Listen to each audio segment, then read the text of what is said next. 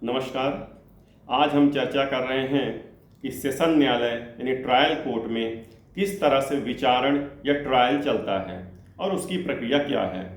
तो VNSS 2023 के अनुसार जो भारतीय नागरिक सुरक्षा संहिता 2023 है, उसके अनुसार जो सेशन न्यायालय में ट्रायल चलता है उसके क्या प्रक्रिया है, उसके क्या प्रावधान है, उसके बारे में हम चर्चा कर रहे हैं।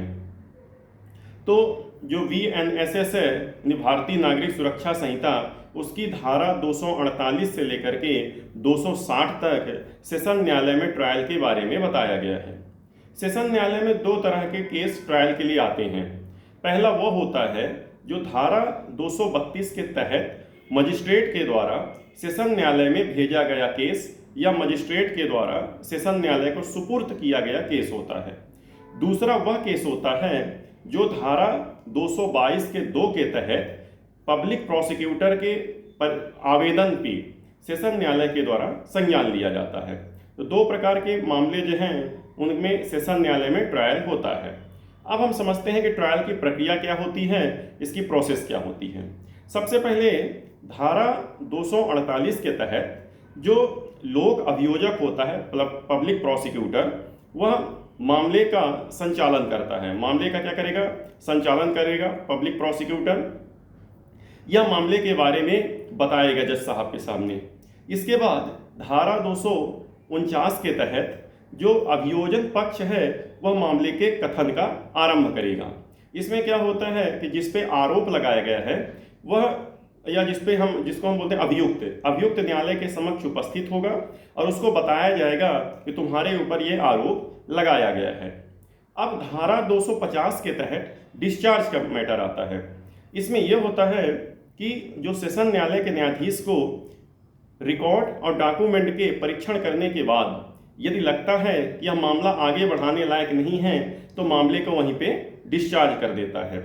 लेकिन यदि लगता है मामला आगे बढ़ाने लायक है तो फ्रेमिंग अ चार्ज, इसमें धारा 251 के तहत क्या होता है कि पहले तो सेशन न्यायालय यह देखता है कि क्या यह मामला सेशन लायक है या मजिस्ट्रेट कोर्ट लायक है।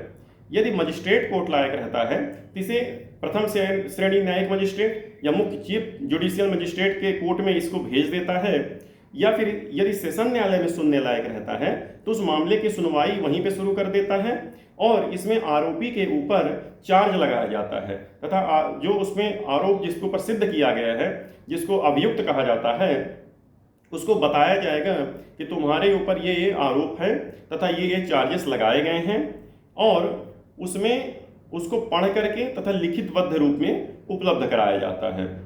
फिर इसके बाद होता है कि दोषी होने का अभिवचन जो है, जो कि धारा 252 के तहत है। जैसा कि चार्ज का जो लग जाता है उसके बाद ये दोषी स्वयं कबूल कर लेता है कि हाँ मैंने अपराध किया है, या अभियुक्त जो है उसके द्वारा स्वयं स्वीकार कर लिया जाता है कि अपराध उसी के द्वारा कारित किया गया है, तो न्यायालय इस पे अपने स्वविवेक से निर्णय लेता है। और यदि 252 के तहत वह स्वीकार नहीं करता तो ऐसी स्थिति में अभियोजन पक्ष को साक्ष्य के लिए तारीख दिया जाता है। तो धारा 253 के तहत जो अभियोजन पक्ष है उसको न्यायालय क्या कहता है कि आप जो है एविडेंस लाइए, और उसके लिए एक नियत तारीख डिसाइड की जाती है। अब धारा 254 के तहत अभियोजन पक्ष के द्वारा एविडेंस या साक्ष्य को न्यायालय में उपस्थित कराया जाता है। यदि वह न्यायालय में उपस्थित नहीं होता तो पुनः एक तारीख दे दी जाती है। अब जो एविडेंस आए थे, वो जो गवाह आए थे या जो साक्ष्य आए हैं, उनको कथन को रिकॉर्ड किया जाएगा और उस कथन पर विचार करने के बाद यदि न्यायालय को लगता है कि यह साक्ष्य पर्याप्त नहीं है तो ऐसी स्थिति में दोष मुक्त या इक्वेटल करेगा, यानी 255 के तहत अभियुक्त को दोष मुक्त कर देता है। और यदि उसे लगता है कि यह साक्ष्य पर्याप्त है, ऐसी स्थिति में वह अभियुक्त को भी डिफेंस करने या प्रतिरक्षा करने की एक समय देता है और कहता है, इसमें जो मामला आता है धारा 256 ये कहते हैं प्रतिरक्षा आरंभ करना यानी डिफेंस करना। तो इसमें भी जो अभियुक्त है वो अपने डिफेंस में वो कुछ गवाहों तथा साक्षियों को पेश करता है। इसके बाद धारा 257 के तहत दोनों पक्ष तथा विपक्ष यानी कि अभियोजन पक्ष तथा अभियुक्त पक्षों के बीच वाद विवाद जैसे प्रश्न उत्तर चलता है, और इसके बाद जो होता है कि धारा 258 के तहत दोष मुक्त है या दोष सिद्ध है, इसके बारे में न्यायालय निर्णय करता है।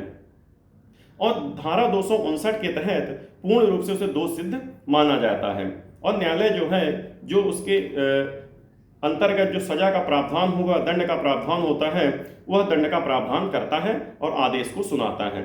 ये होता है ट्रायल कोर्ट में सेशन या फिर सेशन कोर्ट में किस तरह से ट्रायल चलता है और उसकी क्या प्रक्रिया है, जो कि भारतीय न्यायिक सुरक्षा संहिता यानी VNSS की धारा 248 से लेकर के 260 तक बताया गया है, जो सेशन न्यायालय में जो प्रक्रिया होती है। धन्यवाद।